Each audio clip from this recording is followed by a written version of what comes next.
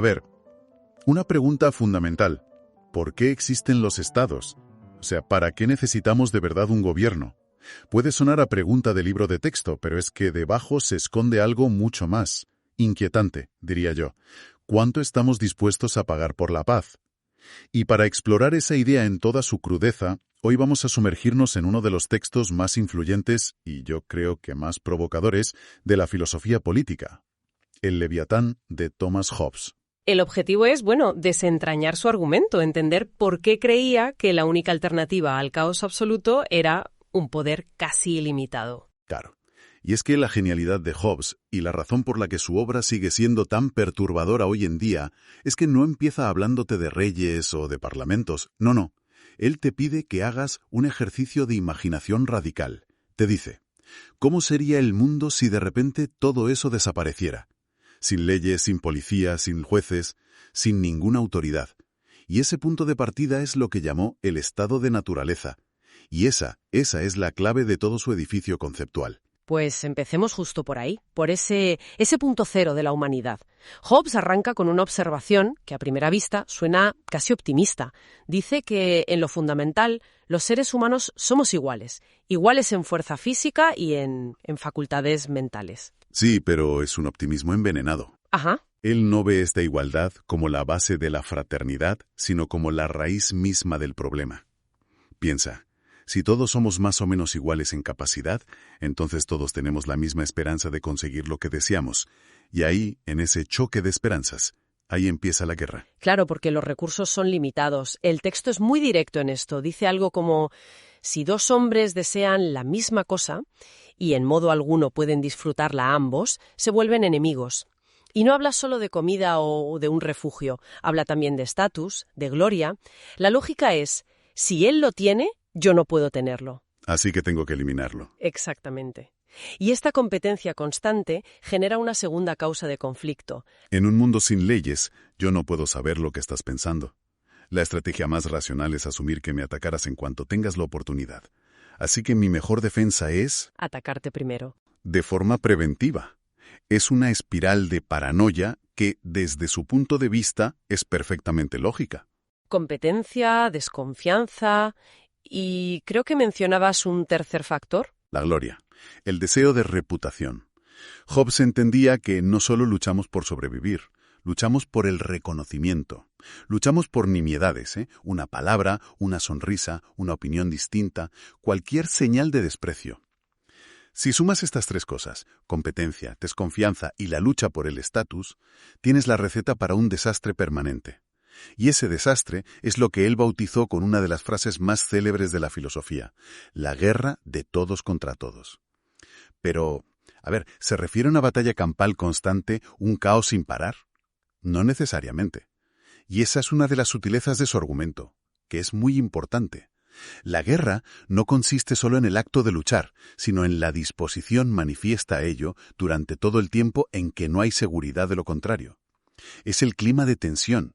Es como vivir en una guerra fría perpetua con tus propios vecinos. No hay ni un momento de paz real, porque la amenaza está siempre en el aire. La descripción que hace de la vida en esa condición es absolutamente aterradora. Es una de las partes más famosas del libro. Dice que no hay lugar para la industria porque su fruto es incierto, no hay agricultura, ni navegación, ni edificios. Ni artes, ni letras, ni sociedad. Nada. Y remata con el golpe de gracia. Lo peor de todo es el continuo temor y peligro de muerte violenta. Y eso lo lleva a su resumen final, a esos 5 adjetivos que han pasado a la historia para describir la vida sin estado. Una vida solitaria, pobre, desagradable, brutal y corta. Es una imagen terrible. Cuesta creer que alguien tenga una visión tan pesimista de la humanidad. Si esa es la realidad, nuestro estado por defecto, ¿cómo demonios salimos de ahí? ¿Hay siquiera una salida? ¿La hay? Y, curiosamente, la salida viene de las mismas facultades que nos metieron en el problema, el miedo y la razón. El miedo a la muerte nos empuja a querer escapar. Y la razón nos muestra cómo. La razón nos dicta ciertas normas, lo que Hobbes llama leyes de la naturaleza. Y la primera, la más fundamental, es esta. Cada hombre debe esforzarse por la paz, mientras tiene la esperanza de lograrla. ¿De acuerdo? ¿Buscar la paz? Es el primer paso lógico. Pero aquí me surge la duda. Si todos en ese estado son egoístas y desconfiados, ¿por qué iban a cumplir un acuerdo de paz?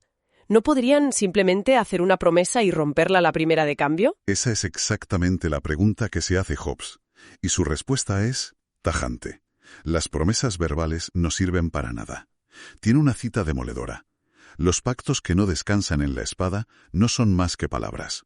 Sin un poder coercitivo, sin una amenaza de castigo que sea mayor que el beneficio de romper el pacto, las pasiones humanas, la ambición, la avaricia, el orgullo, siempre van a ganar. Entonces, la confianza mutua es imposible. Cualquier pacto está condenado porque siempre tendré miedo de que tú lo rompas primero. ¿Cómo se rompe ese círculo vicioso? Aquí llega su solución, y es a la vez brillante y aterradora: el contrato social. Pero es un contrato muy peculiar. La forma en que funciona es crucial y, a menudo se malinterpreta. ¿En qué sentido? No es el típico acuerdo entre el pueblo y su gobernante, no. Ese es el error más común. No es que un grupo de gente se reúna y le diga a un individuo: vale, te nombramos rey, pero con estas condiciones. El pacto de Hobbes no es vertical, no es entre los súbditos y el soberano. El pacto es horizontal. Lo hace cada individuo con todos los demás individuos. El soberano no es parte del pacto, es el resultado del pacto. ¿Cómo puede haber un contrato que no obliga a una de las partes? Suena a que el soberano se lleva todo el poder sin ninguna obligación a cambio. ¿No es una trampa? Desde nuestra perspectiva moderna, desde luego que lo parece. Pero la lógica de Hobbes, dentro de su sistema, es impecable. Él imagina a cada persona diciendo al resto: autorizo y transfiero a este hombre o asamblea de hombres mi derecho de gobernarme a mí mismo, con la condición de que vosotros transferiréis a él vuestro derecho y autorizaréis todos sus actos de la misma manera. Es una renuncia masiva, simultánea y condicional. Yo solo renuncio a mi derecho a tomarme la justicia por mi mano si tú también lo haces, y si todos transferimos ese derecho a la misma entidad. Entiendo. No le entregamos el poder, sino que todos nos despojamos de nuestro poder individual a la vez y lo depositamos en un tercero que creamos para ese fin.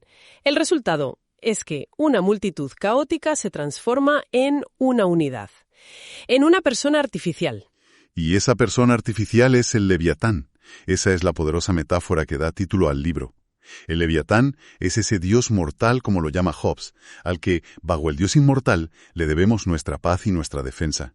Es una entidad creada, un poder tan inmenso que puede aterrorizar a todos para que cumplan sus promesas.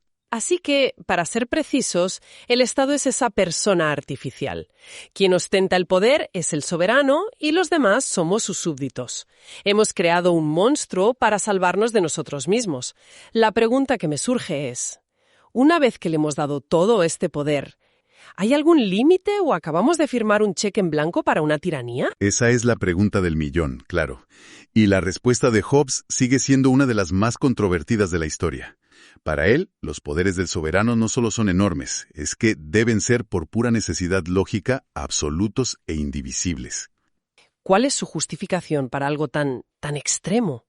La justificación viene directa del pacto. Como los súbditos hicieron el pacto entre ellos y no con el soberano no puede romper el pacto.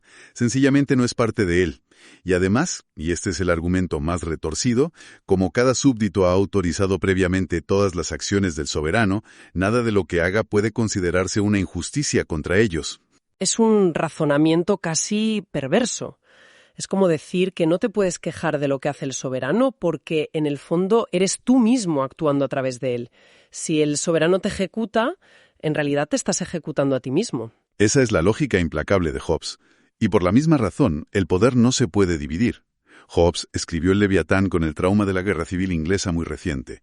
Una guerra que él atribuyó a la lucha de poder entre el rey y el parlamento. Para él, la idea de poderes divididos, de controles y contrapesos, no era una salvaguarda de la libertad, sino una receta para el conflicto. Su advertencia es clara. Un reino intrínsecamente dividido no puede subsistir. ¿O el poder es uno y único? O volvemos a la guerra de todos contra todos. No hay término medio. Esto es un ataque frontal a muchas ideas que hoy consideramos la base de la democracia.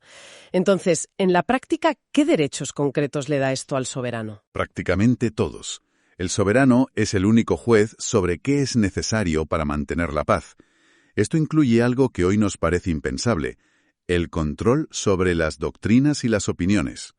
Hobbes creía que las ideas rebeldes eran la semilla de la guerra civil, así que el soberano tenía el derecho a decidir qué se podía enseñar y qué no. Controlar el pensamiento, básicamente. En cierto modo sí, para prevenir la sedición. Y además, un punto fundamental: el soberano establece las normas de la propiedad. En el estado de naturaleza no existe lo mío y lo tuyo. La propiedad privada es una creación del Estado. Y por tanto el soberano la regula. Claro. Es un poder total. El propio Hobbes tenía que ser consciente de que la gente leería esto y pensaría: vale, esta es una condición miserable. Hemos escapado de la anarquía para caer en la tiranía. ¿Cómo responde a esa objeción? Y responde con su pragmatismo brutal característico. Admite que, vivir bajo un poder tan ilimitado puede tener sus inconvenientes. Pero, y este es su argumento final, cualquier calamidad que pueda surgir de la sumisión a un poder absoluto es apenas sensible en comparación con las miserias y horribles calamidades que acompañan a una guerra civil. Para él, la elección no es entre un poder absoluto y un poder limitado y amable. La elección real es entre un poder absoluto y el caos. La vuelta a esa vida brutal y corta. Y ante esa disyuntiva, cualquier forma de orden, por opresiva que sea, es preferible. Es el argumento del mal menor llevado a su máxima expresión, lo que nos lleva a una última cuestión. Si este poder es absoluto, la obligación de obedecerlo también lo es. No hay ninguna circunstancia en la que un súbdito pueda dejar de obedecer. Es para siempre, pase lo que pase. Y aquí es donde el sistema de Hobbes revela su núcleo más profundo, y en cierto modo, sorprendente. La respuesta es no. La obligación no es incondicional ni eterna. De hecho, depende de una única y sencilla cosa: la protección. El texto es cristalino en este punto. Dice: la obligación de los súbditos con respecto al soberano se comprende que no ha de durar ni más ni menos que lo que dure el poder mediante el cual tiene capacidad para protegerlos. O sea que todo el edificio del Estado, todo ese poder absoluto, se sostiene sobre un único pilar. Exacto. Es un sistema puramente utilitario. La gente no obedece por amor, ni por derecho divino, ni por lealtad. Obedecen porque el soberano les garantiza seguridad, les protege de la muerte violenta. Ese es el trato. El fin de la obediencia es la protección. Justo. Si el soberano deja de poder proteger a sus súbditos, imagina que es derrotado en una guerra y el país es conquistado, el pacto se disuelve, el leviatán ha muerto. ¿Y en ese momento qué ocurre? La gente vuelve al estado de naturaleza. Efectivamente, cada individuo recupera su derecho natural a protegerse por los medios que considere necesarios. Puede someterse al nuevo conquistador si le ofrece protección, o puede huir o luchar. La lealtad termina donde termina la seguridad. Hobbes usa una metáfora muy potente aquí. Dice que la soberanía es el alma del Estado. Si el alma abandona el cuerpo, los miembros ya no se mueven. El cuerpo político se descompone y vuelve a ser una simple multitud. Después de construir un poder que parece divino en su absolutismo, al final lo reduce todo a una transacción muy simple. Te doy mi obediencia total a cambio de mi vida. Si no cumples tu parte, el trato se anula. Esa es la esencia del pensamiento de Hobbes. Es un sistema construido sobre el miedo, sí, pero sostenido por la razón más pragmática. Entonces, para recapitular este viaje argumental tan intenso, Hobbes nos obliga a partir de una premisa desoladora. Un estado de naturaleza que es una guerra de todos contra todos, donde la vida es un infierno. Para escapar de ese infierno, los individuos, guiados por su instinto, llegan a un acuerdo racional. Pero, no con un gobernante, sino un pacto de cada uno con todos los demás. Y en ese pacto masivo, todos renuncian a su derecho a gobernarse a sí mismos y ceden ese poder a una sola entidad, el soberano, que queda fuera del pacto. Y así nace ese Dios mortal, el Leviatán, un poder que debe ser absoluto e indivisible, no por capricho, sino porque cualquier limitación es el camino de vuelta al caos. Y su existencia se justifica por un único fin: garantizar la paz y la seguridad. Para Hobbes, esta no es una opción entre muchas, es la única barrera que se interpone entre la civilización y la barbarie.